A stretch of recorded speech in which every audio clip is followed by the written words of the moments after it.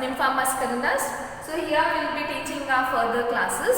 So before moving ahead into our next lecture, let us just move to our previous video wherein we have studied regarding life. Right? So in our first video, we learned how to differentiate between a living and non-living. Right? So here before this, we first learned what actually biology is. Right? And why we are studying biology. I hope it is clear to you all. Okay, so why we are studying biology, and apart from this, while studying biology, we came that biology is nothing but it is a study of life. Okay, study of a living organism, that is called as biology. So here when we study biology, we definitely come across a word called as life. Right? So what life is, we have looked after two kinds of definition according to the life. Right? So the first definition is life is nothing but it is opposite to the living. Okay, very simple thing, and in a very simplest manner we can say that life is nothing but it is opposite to non-life or non-living, that is actually called as life. Okay, so the other kind of definition, okay, according to scientists or according to philosopher, when you go and ask a philosopher, okay, I hope you all know who is a philosopher. Okay, philosopher is the one who just goes on proclaiming certain things. Okay, so here philosopher, when you just go and ask what life actually is, he defines life in his own philosophical world or philosophical manner. Right? So during that period, you will be at most confused to know what life actually is. And that's why scientists throughout the world decided that we can give only one definition to the life, and that is opposite to non-living. And the other definition, that is according to philosophy, it is a very difficult job for them, and that's why they decided not to give the definition for the life, because life actually differs from one animal to the other or one organism to the other. Okay, in just your way, take an example of yourself. You say that life is nothing but it is all about the happiness of my parents. Right? So this is how we decide. And then when you ask your friend, he or she may say that life is nothing but it is about breathing. Right? So it differs from one thought to the another thought. That's why scientists decided that not to give the definition for the life according to a science manner. Right? So next week we came after looking for living. Okay, so when we study about life, we actually come across a word called as living, because life is nothing but it is opposite to living, it is opposite to non-living, and that's why we thought that we must first learn what living actually is. Right? So here when we studied living, or when we came across defining living, we came across these all different categories which we considered to define what actually living is. Right? So the first category is growth. Okay, I have explained you in detail. I will not go further in detail. I will just give you a revision over here. Okay, first one we have taken is growth. Right? Growth is nothing but which increases in mass and increases in number. Right? So you all know everything about this. And next is reproduction. Why reproduction occurs? Reproduction occurs only just to continue the progeny. Very good. And next is metabolism. Okay, all the inner chemical reaction happening into our body, into the plant's body, into the body of a microbe, all these called as metabolism. Okay, so next is cellular organization. Okay, cellular organization basically comes to all the multicellular organisms. Okay, in case of multicellular organism, you know that cell is a basic unit of life. Right? Do you have a cell? Everyone has a cell, right? So cell is a basic unit of life, and in the cell we see certain organization of cellular organelles. Okay, there are certain organelles present into the cell, and all those are well organized into a compartment, and this is how functioning of a cell takes place. And that's why we see in a multicellular organism, that is we see a basic kind of cellular organization, and that's why it is very important to define what living actually is. Very good. Okay. So next, okay, I have just shortened this sentence, that is response to stimuli. Okay, here this sentence was actually ability to sense the environment and to respond and to mount a response, right? So ability to sense the environment is whatever is happening around us. That ability we have, right? If we are living, we have the ability to discriminate between what is occurring into our environment, right? So that actually is called as response to stimuli. And the last and very important thing is consciousness. Okay, it is mainly developed in case of humans because we are conscious about us. Okay, so I am just giving a lecture to you, but I am conscious about the world which is near me. Okay, I am conscious about the glasses over here, windows. I am conscious about the trees. Okay, I am conscious about everything over here. Okay, that's how we are conscious, and this consciousness is mainly highly developed in case of humans, and we humans are living. Okay, that's why these are the different categories which we have devised, right? Which we have taken to learn what living actually is. Is that clear? Yes. So now we will proceed to the next class, that is about diversity in the living organism, about all the different diversities in them. Okay, so now we know that what living organism actually is, right? So now we will proceed to diversity of living organism. Okay, so now when you come for the diversity of living organism, okay, so when I say a word diversity, okay, diversity ಅಂತ word ಹೇಳಿದಾಗ ನಿಮ್ಗೆ ಏನು ನೆನಪಾಗ್ತದೆ, or else ಏನು image ಬರ್ತದೆ, right? Diversity ಅಂದರೆ you just imagine a earth, right? Earth ಇಂದ you see all plants, you imagine all animals, right? Diversity ಅಂತ ಹೇಳಿದ ಕೂಡಲೇ ಪ್ಲಾಂಟ್ಸ್ ನೆನಪಾಗ್ತಾವ, ಅನಿಮಲ್ಸ್ ನೆನಪಾಗ್ತಾವ, ಹೌದಿಲ್ಲ? So that is nothing but that is called as diversity. Okay, so here when I just tell you to imagine the world around your home, right? So what all you imagine? You imagine your neighbors. Okay, even those are animals because we humans are also animals, right? You imagine your neighbors, you imagine certain curves, right? You imagine certain plants around your home. Okay, that is all the idea which you get. That is the diversity around your home. Okay, and when you come out of your home, when you imagine an entire world, you may imagine how many number of plants and animals are present in case of earth today, right? So out of that, out of all these species, okay, whatever you have imagined, whichever plants you have imagined, or whichever animals you have actually imagined, those are called as species. Okay, ನಿಮ್ಮ ಮನೆ ಹತ್ರ R else ಈ entire ವರ್ಲ್ಡ್ದಾಗ ನೀವು ಏನೇನು animals, plants imagine ಮಾಡಿರಲ್ಲ, that is all called as species. Okay, and currently exactly there are 1.7 to 1.8 million species. What? Those are been named or those are been identified. Okay, roughly ಹೇಳಲಿಕ್ಕೆ ಆಗ್ತದಂದ್ರೆ around 100% ದಾಗ, okay, we have actually named 3% of the world animal and plants.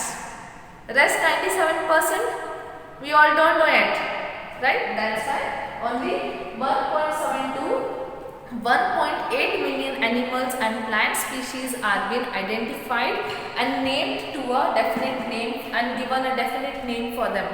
Okay, that is called as diversity. Okay, and here, okay, I have written the word called as biodiversity. That is nothing but the process. Okay, a process wherein you identify an animal or a plant, you have given certain characteristics for them and you design a name for them. Okay, nomenclature. So all these animals which are present into the world, those are called as biodiversity.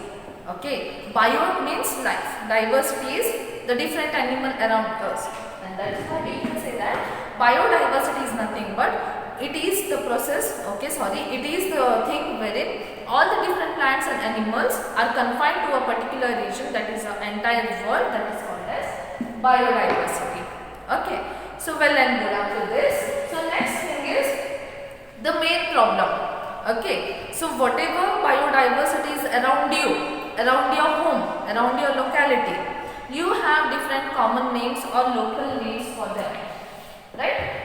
Just for example, brinjal. Okay, brinjal in Kannada commonly ಏನಂತ ಹೇಳ್ತೀವಿ, badnikai, right? That is the same thing. In Hindi, what we call it as bangan, and in English we actually call it as eggplant or brinjal. So how many names we got for brinjal? One is brinjal, okay, other is the badnikai, and third is bangan, and fourth is eggplant. So totally we got 4 names. Okay, these are the 4 names which we just talk with each other into the local language or the local names.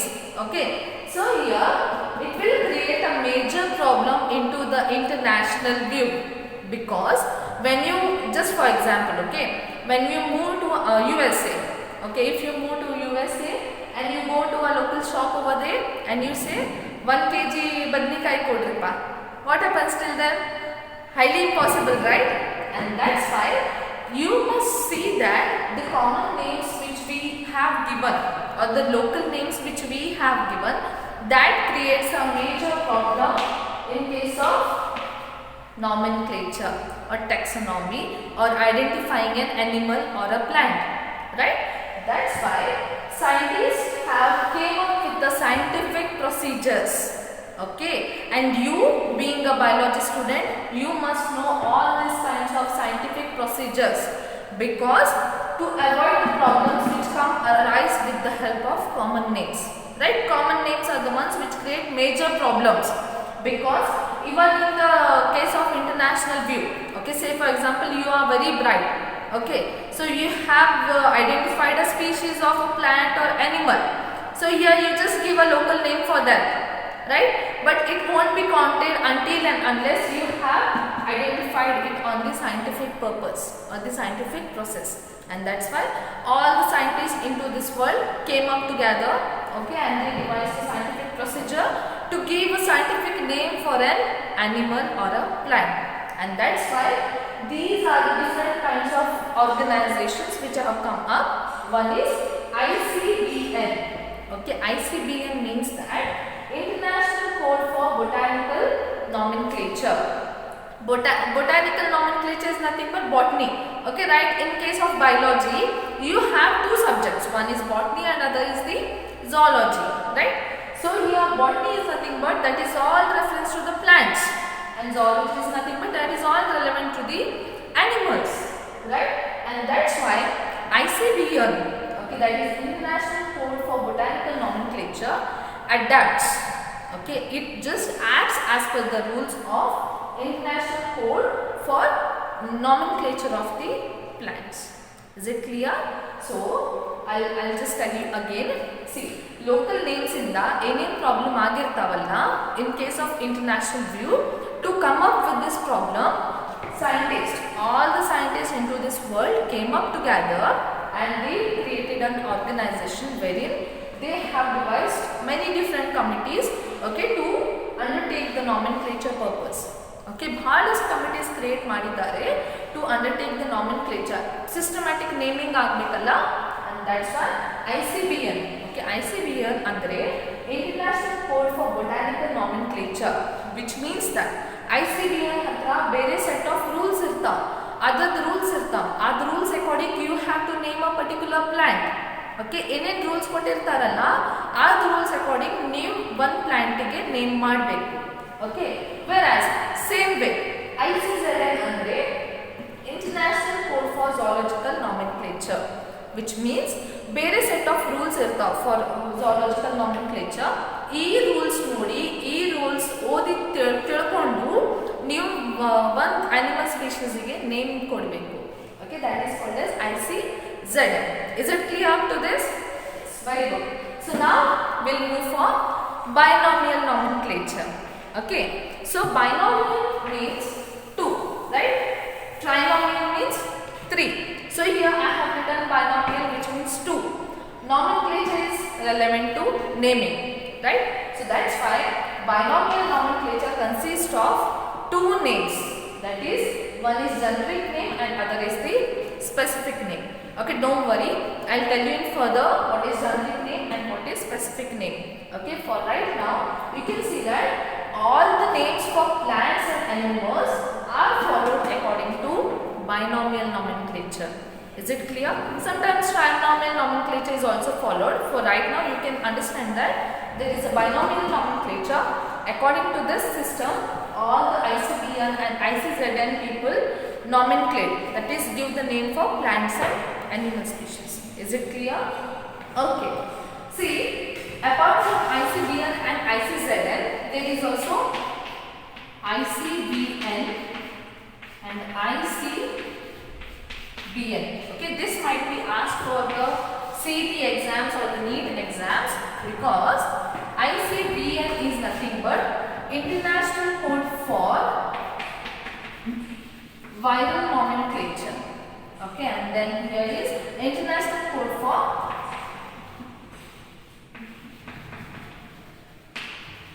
Bacterial Nomenclature. Okay, so this might be important into the CET kind of view, so you may remember this.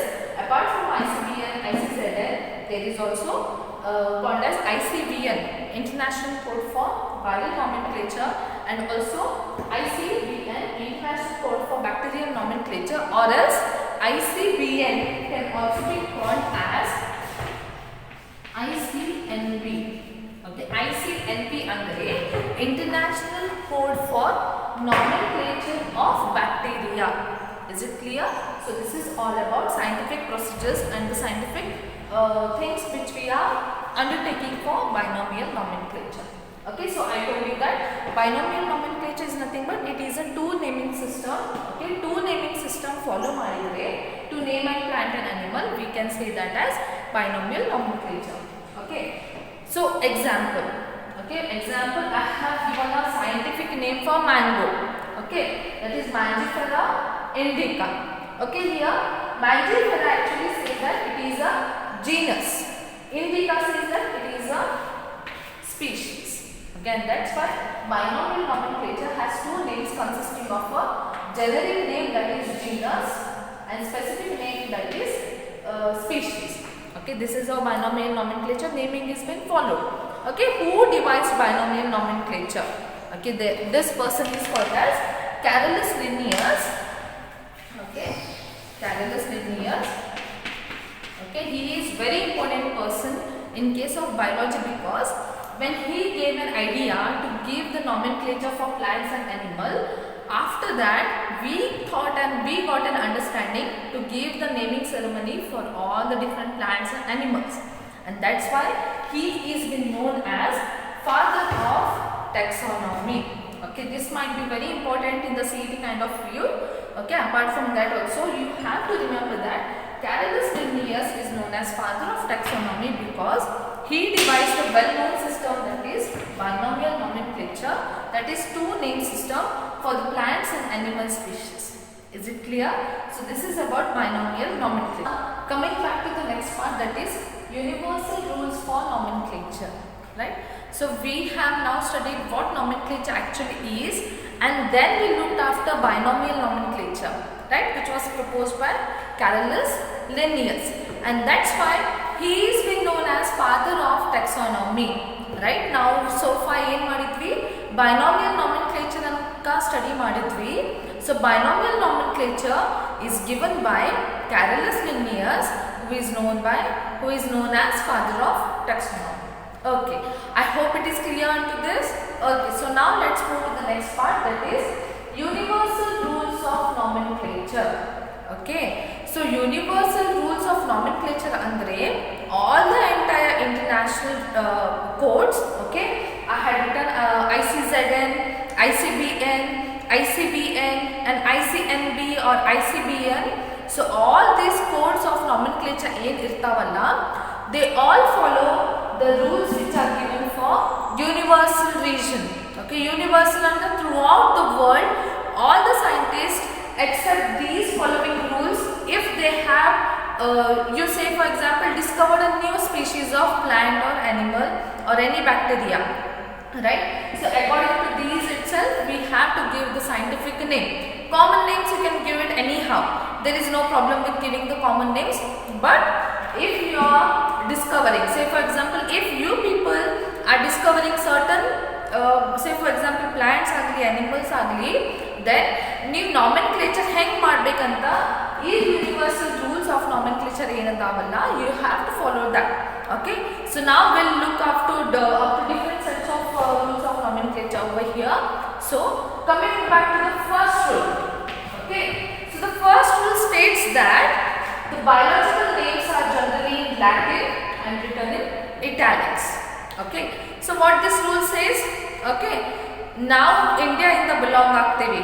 Okay, so here now one the species of plant agli animal agli discover ಮಾಡಿದ್ವಿ ಅಂದ್ರೆ we cannot give the name for that plant in case of India. Okay, Indian languages, Sanskrit agli, Hindi agli, Kannada agli, okay, we cannot give the name for that species of plant or animal as per our local region. Okay, and that's why as per biology many of the scientific names are from origin of Latin or Greek. Okay, but basically for nomenclature purpose we have to carry out rules according to Latin language. Okay, and that's why you must hire someone. Okay, nimge Latin barbekantilla, you can take the help of someone who is well versed in Latin language and help him to nomenclate your own species. Or else if you have trust issues, what you can do is you can sit and study Latin language and then you can give the nomenclature for the plants or animals which you have discovered. Okay, so the first set of rules states that the biological names, be it the plants, animals, bacteria, okay, prokaryotes, eukaryotes, all the different organisms, the biological names must be in Latin language itself. Okay, and also it is written in italics.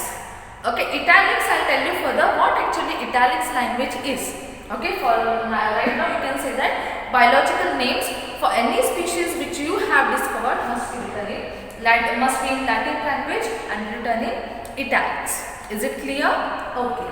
So the next point is the first word in biological name represents genus while the second word represents species, and that's the reason we say that it is binomial nomenclature.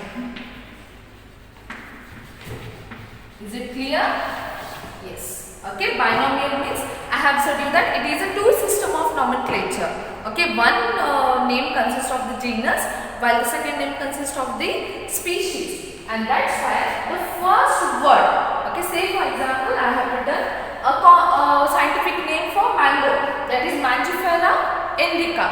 Okay, if you take this example, the first name, that is Mangifera, which is over here, that confines the genus, and whereas the second name indica confines the species. Okay, I'll further tell you what genus is and what species is. For right now, you can understand up to this.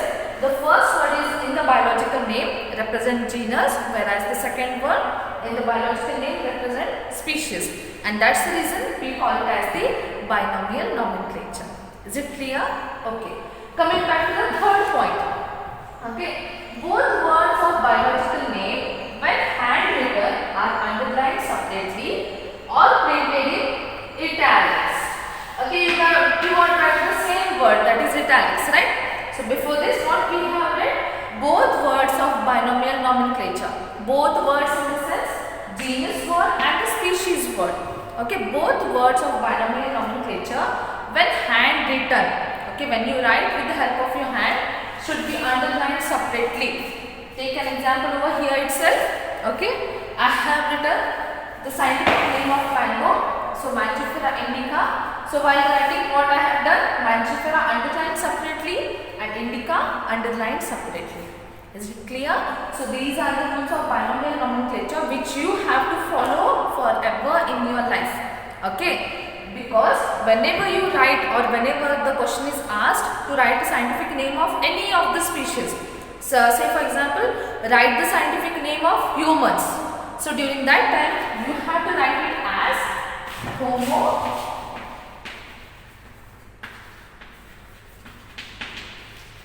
Homo sapiens, right? So Homo is underlined separately and sapiens is underlined separately. Is it clear? Or else another example. Okay, scientific name name of coconut tree. Okay, or a coconut tree you can write in that Cocos nucifera. Right? So this is the scientific name of coconut tree, and that's why we have to write it or we have to underline it separately when handwritten. Okay, that is the rules of binomial nomenclature. And another thing is when we are not writing with the help of a hand. Okay, so for example, for the current region, we are well versed with computers, we are well versed with mobile phones, right? So whenever you type the name of certain scientific species, scientific plant agli or animal agli, so during that time what you have to do, you cannot take a printout and keep on underlining all the scientific names, right? So during that time what you have to do is, into the word format there is an italics option. Okay, italics andre, see this is the normal word which you write. Okay, one is the, sorry, yes, one is the normal word which you write. Say for example this is word. Okay, so there are three options. This is the normal thing, and other is the underlined option. Okay, and third is italics. Italics andre horizontally ಬರೆಯೋದು. Okay, if you are writing a word in this position, italics will be like this. Okay, writing in a slightly tilted manner, that is italics. So whenever you are typing, you have to choose an italics option for the scientific name whichever you write. Is it clear up to this? So these are the 3 points over here.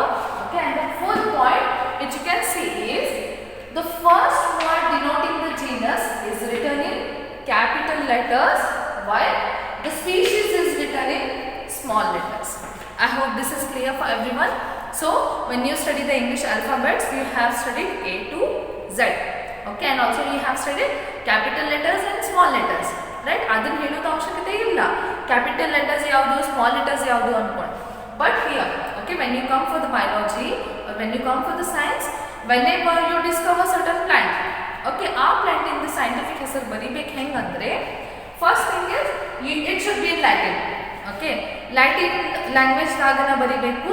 Second is it should be in italics when you type it, or whenever you write, you can just underline it separately. Genus is to be underlined separately and species is to be underlined separately. Okay, and apart from that, the genus is written in capital letters. Genus andre yavadu, the first word designates as a genus. Okay, and second word is called as species. Okay, so genus bariyuvaga the first letter ಏನಿರ್ತದಲ್ಲ ಅದು ಯಾವತ್ತು capital letters ದಾಗ ಇರಬೇಕು. Okay, this is must and this is necessary. And the small letters, okay, species bariyuvaga first letter of the species ಏನಿರ್ತದಲ್ಲ that should be in small letters. Okay, just you can see over here, this is a scientific name of mango. So the first letter is of the genus is M, that is capital, and the first letter of the species is I, that is in small letters. Is it clear? So this is how you have to write the scientific names whenever you just discover certain groups of plants or animals. So here these are the rules of binomial nomenclature. Okay, is it clear? If you have any doubts regarding this binomial nomenclature, you can just write a message into the comment box to ask me to clarify these particular doubts. Okay, I'll be very happy to clarify it again. Okay, so before moving to the next thing, I would like to just repeat these all things again. Okay, so there are 4 sets of rules for binomial nomenclature. Okay, 4 rules for binomial nomenclature now. One is the binomial nomenclature names. Yavattu ನೀವು ಒಂದು binomial nomenclature name ಬರೆದ್ರೆ that should be in Latin language, and also whenever you type it should be in italics. Is it clear? Okay. Second rule ಏನಿದೆ ಅಂದ್ರೆ the first word in binomial nomenclature represent genus. First word in case of binomial nomenclature ಯಾವತ್ತು genus ಅಂತ ಕರಿತೇವಿ, whereas second word ನಾವು ಯಾವತ್ತು species ಅಂತ ಕರಿತೇವಿ. Is it clear? Okay. So the third rule. Okay, both words of biological name when handwritten.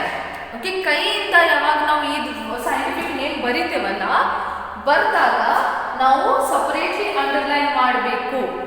Okay, R else ನಾವು type ಮಾಡಿ print out ತೆಗಿತೀವಿ ಅಂದರೆ italics option select ಮಾಡಬೇಕು.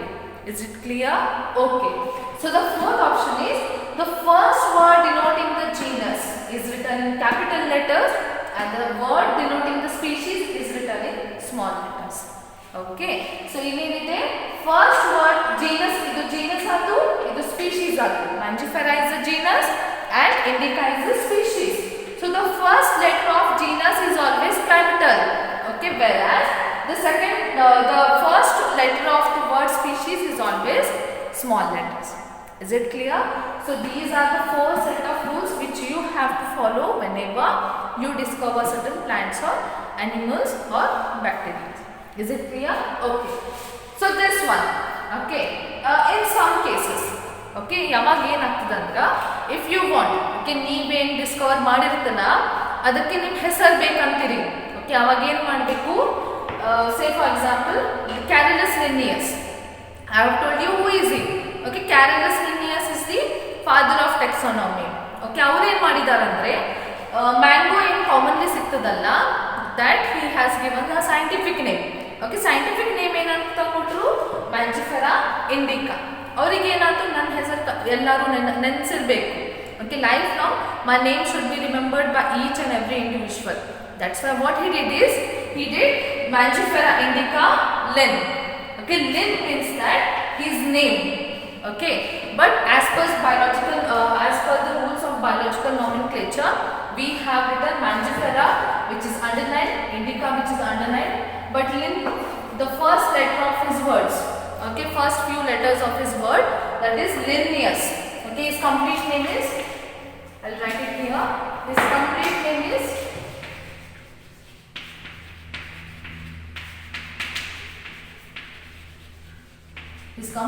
is Carolus Linnaeus. But ಅವರು ಏನು ಮಾಡಿದ್ದಾರೆ ಅಂದ್ರೆ the first few letters of his second name, that is Linnaeus, he has used it over here. Okay, so that this particular species can be called with the author name Mangifera indica Linn, which means that Linnaeus has discovered this particular name for the mango. Is it clear? In the same way, ನೀವು ಹಾಗೆ ಮಾಡಬಹುದು. If at all you have studied all the different rules, all the different categories, all the different characters of plants and animals, ನೀವು Discover ಮಾಡಬಹುದು. There is no problem. If you discover, ನೀವೇನು ಮಾಡಬೇಕಂದ್ರೆ, if you want your name, you can give a scientific name of your discovered species and then you can write the first few letters of your name. Is it clear? Yes, very good.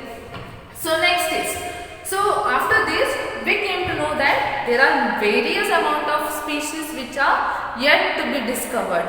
Okay, ಇನ್ನು ಏನಿದೆ ಅಂದರೆ ಬಹಳಷ್ಟು plant species, animal species ಇನ್ನೂ Discover ಆಗಿಲ್ಲ ಹೆಸರು. And that's why ನಾವು systematically study ಮಾಡಬೇಕಂದ್ರೆ, C plants ತಗೋತೀವಿ, ಅನಿಮಲ್ಸ್ ತಗೋತೀವಿ, so we have differentiation in dum, right?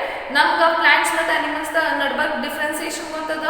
Okay, so ಈಗ ಕ್ಲಾಸಿಫಿಕೇಶನ್ ಅಂತ ವರ್ಡ್ ಎದಕ್ಕೆ ಬಂತಂದರೆ, ನಾವು ಒಂದು ಸಿಸ್ಟಮೆಟಿಕ್ ಕ್ಯಾಟಗರಿಯನ್ನು ಕ್ರಿಯೇಟ್ ಮಾಡ್ತೀವಿ. Okay, like for example in the previous video, to know what living actually is, now 6 categories anna hakidvi alla. So in the same way there are certain set of categories or characters. ಆ characters according ನಾವು naming ಮಾಡಿದ್ರೆ ಅದಕ್ಕೆ classification ಅಂತ ಹೇಳ್ಬಹುದು. Okay, systematically ನಾವು characters ಅನ್ನ arrange ಮಾಡ್ತೀವಿ. Okay, we have many set of organisms. So ಈಗೇನು ನಮ್ದು ಟಾಸ್ಕ್ ಇದೆ ಅಂದರೆ we have to give the name for all the different organisms which we have. So here characters ನಾವು 4-5 characters ರೆಡಿ ಮಾಡಿರ್ತೀವಿ. So ಒಂದು ಅನಿಮಲ್ನ ತಗೋತೀವಿ, ಹಾಂ ಈ ಅನಿಮಲ್ ಈ ಕ್ಯಾರೆಕ್ಟರ್ದಾಗ ಹೋಯ್ತಂದರೆ ಆ ಕ್ಯಾರೆಕ್ಟರ್ಗೆ ಹಾಕೋದು. ಸೊ ಇದೇ ಥರ ಎಲ್ಲ ಅನಿಮಲ್ಸ್ನ ಕ್ಯಾರೆಕ್ಟರ್ ವೈಸ್ ನಾವು ಡಿಫ್ರೆನ್ಸಿಯೇಷನ್ ಮಾಡ್ತೀವಂದ್ರೆ that is called as classification. Is it clear? So on the basis of category or on the basis of characters, when we differentiate plants and animals, that is called as classification. Okay, so categories or characters are nothing but these are called as taxa. For example, morphologically tagori. Okay, one plant is tall and other plant is short. That is a character, right? So on the basis of these two characters, there are different plant species, right? In the same way, ಅದೇನು tall ಮತ್ತು short plant ಇತ್ತಲ್ಲ, 2 characters ಇತ್ತು. ಒಂದು tall plant, other is the short plant. So it category and characters ಏನದಾವಲ್ಲ that is called as tall and short is called as taxa. Is it clear? Okay. And the branch of science which goes for the classification on the basis of taxa is called as taxonomy. Okay, taxonomy is nothing but ನಾವು characters ಅನ್ನ ನೋಡಿ identify ಮಾಡಿ understand ಮಾಡಿಕೊಂಡು animals ನ naming ಮಾಡ್ತೇವೆ ಅಂದ್ರೆ that is called as taxonomy. Is it clear? So taxa ಅಂದ್ರೆ ಏನಿಲ್ಲ, taxa ಅಂದ್ರೆ ಡಿಫರೆಂಟ್ ಕ್ಯಾಟಗರೀಸ್ ನಾವೇನು ಕನ್ಸಿಡರ್ ಮಾಡಿರ್ತೀವಲ್ಲ ಕ್ಲಾಸಿಫಿಕೇಶನ್ ಮಾಡುವಾಗ ಆ ಕ್ಯಾಟಗರಿಯನ್ನ taxa ಅಂತ ಕರಿತೇವೆ. Okay, and here the branch of science dealing with the study of all the different suitable characters which are used to understand or give the name for different species into the world, that is called as taxonomy. Okay, so who is the father of taxonomy? He is none other than Carolus Linnaeus. Is it clear? Okay, so here when we come for the taxonomy, okay, taxonomy ಬಂದಾಗ ನಾನು ಹೇಳ್ತೀನಿ, just imagine wheat ಅಂದ್ರೆ ಗೋಧಿ plant imagine ಮಾಡ್ರಿ. Okay, you imagined, right? So you got the imagination of wheat plant, but you didn't get the imagination of rice plant, right? Okay, so next example is imagine a dog. Okay, so dog ಅನ್ನ imagine ಮಾಡಿದ್ರಿ. So ನಿಮ್ cat imagination ಬಂದಿಲ್ಲಲ್ಲ dog imagination ಹೇಳಿದಾಗ ನಾನು. In the same way taxa ಅಂದ್ರೆ ಏನಿಲ್ಲ, ನಾವೊಂದು ಹೆಸರು ತಗೋತೇವಲ್ಲ, dog ಆಗಲಿ ಕ್ಯಾಟ್ ಆಗಲಿ, ಅದೇ ಏನು ಹೆಸರು ತಗೋತೀವಿ ಅವಾಗ ನಮ್ಮ ಮೈಂಡ್ದಾಗ ಪಿಕ್ಚರ್ ಬರಬೇಕು. Okay, we have to get the picturization of the word which we use. Okay, and those picturization which we get, those are called as taxa. Okay, and here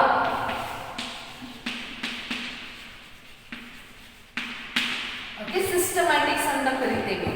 ಸಿಸ್ಟಮ್ಯಾಟಿಕ್ಸ್ ಅಂದ್ರೆ ಏನು, ಅದೇನು ಟ್ಯಾಕ್ಸ್ ನಾವು ಇಮ್ಯಾಜಿನೇಷನ್ ಇಟ್ಕೊಂಡ್ವಿ ಅಲ್ಲ, ಅದೇನು categories ನಾವು imagination ಇಟ್ಕೊಂಡ್ವಿ ಅಲ್ಲ, ಅದನ್ನು ನಾವು ಸಿಸ್ಟಮ್ಯಾಟಿಕ್ ರೀತಿಯಲ್ಲಿ ಅರೇಂಜ್ಮೆಂಟ್ ಕೊಟ್ವಿ ಅಂದ್ರೆ that is called as systematics. Is it clear? Systematic way of arranging a taxa, that is called as systematics. Is it clear? Okay, so next is the famous book published by Carolus Linnaeus. Okay, Carolus Linnaeus, he is the father of taxonomy and he was well known in 18th century. Okay, 18th century andre in the year 1735. Okay, ee year tage ಏನು ಮಾಡಿದ್ದಾರೆ ಅಂದ್ರೆ he has published a book with the name called as Systema Naturae.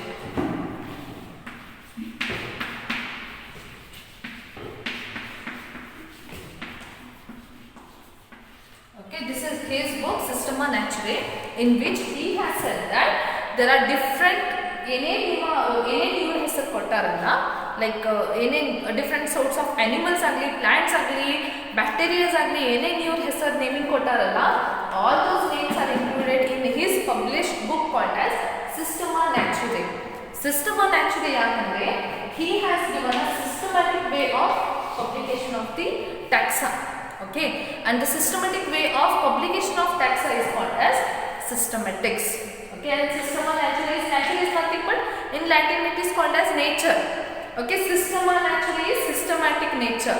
He has given the names of different animal species or the plant species which he has seen into this world. Is it clear?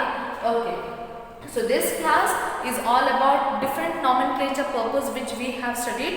So in the next class we will look into different systematics which are over here. Is it clear? Yes.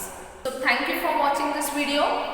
If you have any doubts, you can ask me in the comment box below, or else you can just ask me into the group so that I can clarify it further before moving to our next class. Okay, so the next class will be totally in the different systematic taxas. Okay, genus agli, species agli, I'll further tell you which are the different taxa. For the time being, you can study up to this. You can go through your NCERT books of the biology. If you get any doubts, you can ask me again, and I'll be sending the notes of the previous video class. Okay, so that you have to do one thing. You have to sit at your homes. Now make a separate notes for my topic. Okay, so that whichever notes I'll be sending you, you can write down those notes and you can go through that notes each and every day. Is it clear? Yes. If you have any doubts, you can just ask me in the comment box below. Yes, thank you.